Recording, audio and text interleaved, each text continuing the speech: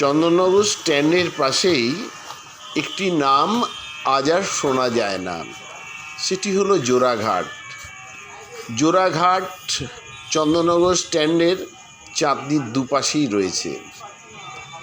একটি করেছিলেন ইন্দ্রনারায়ণ চৌধুরী, আরেকটি করেছিলেন বারাসাতের কাশীনাথ শ্রীমানি। এই দুটি ঘাট পাশাপাশি অবস্থানের জন্যে এটি চৌধুরী ঘাট ও শ্রীমানি ঘাট অর্থাৎ জোড়াঘাট নামে প্রাচীন মানুষেরা বলতেন। আজও এই দুটি ঘাটে মানুষরা আসেন, স্নান করেন এবং পূজা পার্বণ অন্যান্য অনুষ্ঠানেও এই দুটি ঘাট সরগরম থাকে। চন্দননগর স্ট্যান্ডের পাশে এই ঘাট দুটি অত্যন্ত প্রাচীন।